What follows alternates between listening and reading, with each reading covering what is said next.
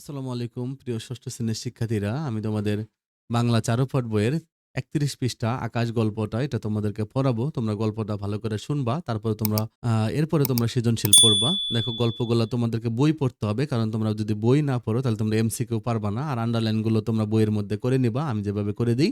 দেখো আকাশ বিজ্ঞান বিষয়ক গল্প এক ধরনের। আকাশ হলো আব্দুল্লাহ আল মতির লেখা। খোলা জায়গায় মাথার উপরে দিনরাত আমরা আকাশ দেখতে পাই। গাছপালা, নদী-নালা দুনিয়ার কোথাও আছে, কোথাও নেই।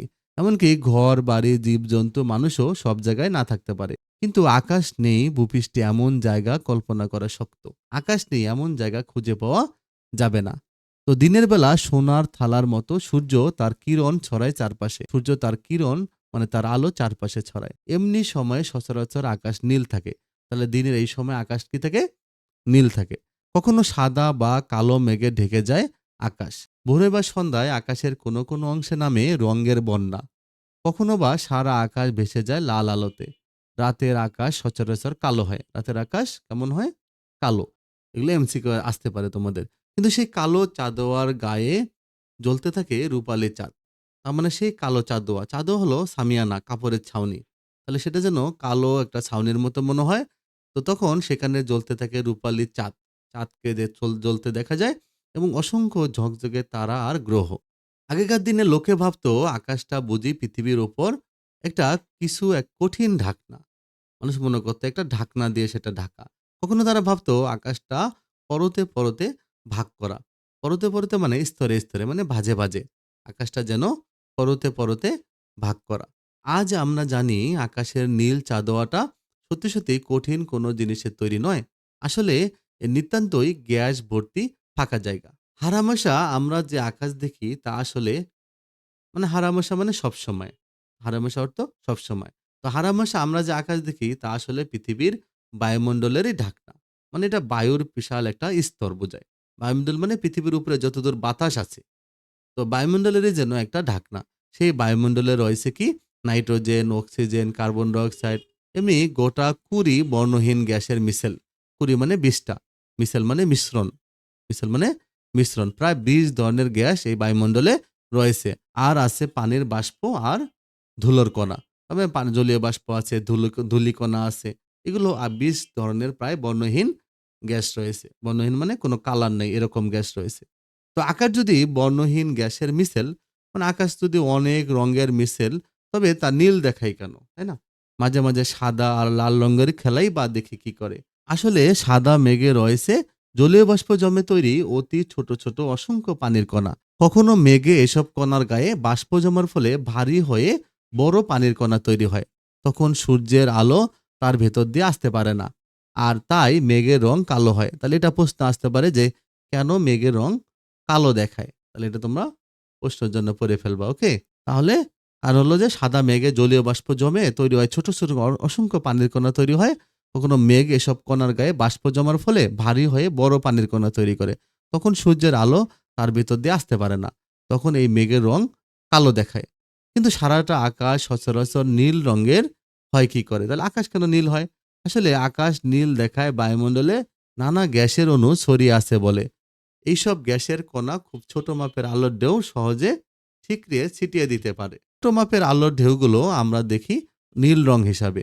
অর্থাৎ পৃথিবীর ওপর হাওয়ার স্তর আছে বলেই পৃথিবীতে আকাশকে নীল দেখায়। এটাও একটা প্রশ্ন যে আকাশ কেন নীল দেখায়? সকাল দুপুর সন্ধ্যায় আকাশের রং হুবহু একরকম থাকে না। এর কারণ হলো পৃথিবীর উপরকার বায়ুমণ্ডল। তাহলে এই যে আকাশের রং হুবহু একরকম থাকে না কেন? কারণ হলো পৃথিবীর উপরকার বায়ুমণ্ডল। সূর্য থেকে যে আলো আমাদের চোখে পড়ে তাকে পৃথিবীর উপরকার বিশাল হাওয়ার স্তর পেরিয়ে আসতে হয়। তো দুপুরবেলা এই আলো আসে সরাসরি। দুপুরবেলা সরাসরি সেই আলোটা আসে। লম্বভাবে হাওয়ার স্তর ফুঁড়ে। মানে সোজা খাড়া একদম হাওয়ার স্তর পার করে সোজা আসে। যেমন দুপুরবেলা মাথার উপরে সূর্য থাকে। সূর্যের নিচে লম্বভাবে আলোটা পড়ে। কিন্তু সকালে বা সন্ধ্যায় এই আলো আসে তেরছাভাবে। মানে তেরছাভাবে হাওয়ার স্তর পেরিয়ে। আর সকালে বা সন্ধ্যায় যখন আসে তখন বাঁকাভাবে স্তর পার হয়ে আসে। তো তাতে আলোকে হাওয়ার কণা ডিঙ্গাতে হয় দুপুরের তুলনায় অনেক বেশি। তার মানে সকালে আর সন্ধ্যায় অনেক বেশি পরিমাণ হাওয়ার স্তর পার করতে হয় আলোকে। সকালে বা সন্ধ্যায় মেঘ আর হাওয়ার ধুলোর কণার ভেতর দিয়ে লম্বা পথ পেরিয়ে আসতে পারে শুধু সূর্যের লাল আলোর ঢেউগুলো। তার মানে সকাল বা সন্ধ্যায় মেঘ আর হাওয়ার ধুলোর কণার ভিতর দিয়ে লম্বা পথ পেরিয়ে আসতে পারে শুধু সূর্যের লাল আলোর ঢেউগুলো। সে মেঘকে তখন দেখায় লাল। তো ঘন বৃষ্টি মেঘের বড় বড় কণারা যখন আকাশ ছেয়ে ফেলে তখন তার ভিতর দিয়ে আলো পেরিয়ে আসতে পারে না। তাই সেই মেঘকে দেখায় কালো। আসলে ঘন বৃষ্টির মেঘের বড় বড় কণারা যখন আকাশ ছেয়ে ফেলে তখন তার ভিতর দিয়ে আলো পেরিয়ে আসতে পারে না। তাই সে মেঘকে আসলে কালো দেখায়। আগেকার দিনে আমাদের উপরকার আকাশ নিয়ে বিজ্ঞানীরা পরীক্ষা নিরীক্ষা করতেন শূন্যে বেলুন পাঠিয়ে বা যন্ত্রপাতি শুদ্ধ রকেট পাঠিয়ে। আজ মানুষ নিজেই মহাকাশযানে চেপে সফর করছে পৃথিবীর উপরে বহুদূর পর্যন্ত। পৃথিবী ছাড়িয়ে যেতে পেরেছে চাঁদে। চাঁদে পর্যন্ত মানুষ চলে গেছে। পৃথিবীর উপর ১৫০-২০০ মাইল বা তারও অনেক বেশি উপর দিয়ে ঘুরছে অসংখ্য মহাকাশযান। তার মানে পৃথিবীর উপর ১৫০ বা ২০০ মাইল উপর দিয়ে অনেক মহাকাশযান ঘুরছে। যেখান দিয়ে ঘুরছে সেখানে হাওয়া নেই বললেই চলে। যেখানে মহাকাশযানগুলো ছুটে চলে সেখানে হাওয়া নেই বললেই চলে। সেখানে কোনো হাওয়া নেই। মহাকাশযান থেকে দিনরাত তোলা হচ্ছে পৃথিবীর ছবি। জানা যাচ্ছে কোথায় কখন আবহাওয়া কেমন হবে, কোন দেশ কেমন ফসল হচ্ছে। মহাকাশযান থেকে ঠিকরে দেওয়া হচ্ছে টেলিফোন আর টেলিভিশনের সংকেত। আর তাই দূর দেশের সঙ্গে যোগাযোগ আজ অনেক সহজ হয়ে উঠেছে। তার মানে সেখান থেকে আবার টেলিফোন সিগন্যালগুলো ফেরত আসতেছে। পৃথিবীর বিভিন্ন জায়গায় সিগন্যাল পাঠানো সম্ভব হচ্ছে। তাহলে ভূপৃষ্ঠ কি? তাহলে এখানে কতগুলো শব্দার্থ আছে তোমরা এগুলো পড়ে ফেলবা। ভূপৃষ্ঠ মানে পৃথিবীর উপরে অংশ। তাহলে সচরাচর মানে সাধারণত এই চাঁদোয়া তোমরা মনে রাখবা। চাঁদোয়া মানে সামিয়ানা বা কাপড়ের ছাউনি। পরতে পরতে অর্থ স্তরে স্তরে ভাজে ভাজে।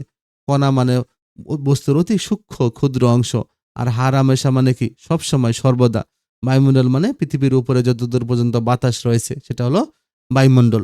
নাইট্রোজেন কি? নাইট্রোজেন হলো এক ধরনের বর্ণগন্ধ নেই এমন মৌলিক গ্যাস।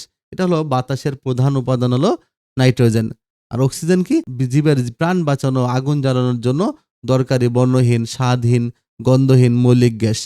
কার্বন ডাইঅক্সাইড, কার্বন পুড়ে কার্বন ডাইঅক্সাইড তৈরি হয়। মিশেল মানে মিশ্রণ, বিভিন্ন বস্তুর মিলন বা মিশ্রণ। জলীয় বাষ্প হলো পানির বায়বীয় অবস্থা। ঠিকরে মানে ছিটকে পড়া, ছড়িয়ে পড়া। হুবহু মানে অবিকল, মানে একের পর এক এমনিভাবে সাজানো ধাপ। লম্বভাবে না খাড়াভাবে, ফুরে মানে ভেদ করে। তেরসা হলো বাঁকা আর হেলানো। রকেট মানে গ্রহ উপগ্রহে যেতে পারে এমন মহাকাশযান।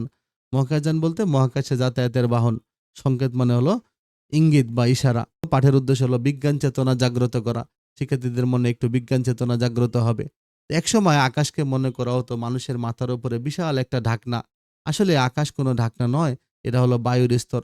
বাতাসে প্রায় ২০টা বর্ণহীন গ্যাসে মিশে আছে। বায়ুমণ্ডলে বিভিন্ন গ্যাসের অণু ছড়িয়ে আছে বলে আকাশ নীল দেখায়।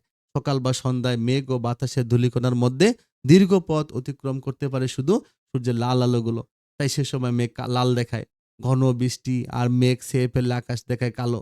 শূন্যে মহাকাশযান পাঠিয়ে বিজ্ঞানীরা নানা পরীক্ষা নিরীক্ষা চালাচ্ছেন। পৃথিবীর অন্তত কয়েকশো মাইল উপর দিয়ে পাঠানো মহাকাশযান থেকে প্রেরিত অসংখ্য ফটো বা ভিডিও থেকে মানুষ আবহাওয়ার খবর পাচ্ছে। একই কারণে টেলিভিশন, টেলিফোন, মোবাইল ফোন ইত্যাদিতে সংকেত পাঠিয়ে যোগাযোগ ব্যবস্থাকে বিশ্বব্যাপী বিস্তৃত করা সম্ভব হচ্ছে। তাহলে পাঠ পরিস্থিতিটা তোমরা মুখস্থ করে ফেলবা, প্রশ্নের জন্য কাজে লাগবে। তো লেখক পরিস্থিতি দেখো, আব্দুল্লাহ আল মতির পুরো নাম হলো আব্দুল্লাহ আল মতি শরফুদ্দিন। শিশুদের জন্য বিজ্ঞান বিষয়ক সাহিত্য রচনায় তিনি বিখ্যাত হয়ে আছেন। সিরাজগঞ্জ জেলার ফুলবাড়িতে ১৯৩০ খ্রিস্টাব্দে তার জন্ম।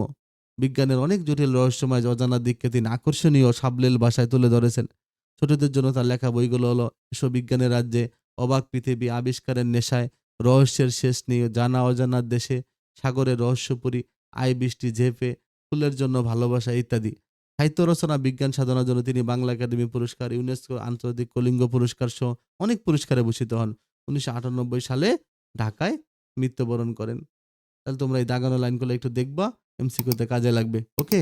প্রিয় শিক্ষার্থী, তোমরা আমার চ্যানেলটা সাবস্ক্রাইব করে রেখো। যারা অন্য সাবজেক্টের ভিডিও চাও তারা আমার কমেন্ট বক্সে লিখতে পারো। ভালো থেকো।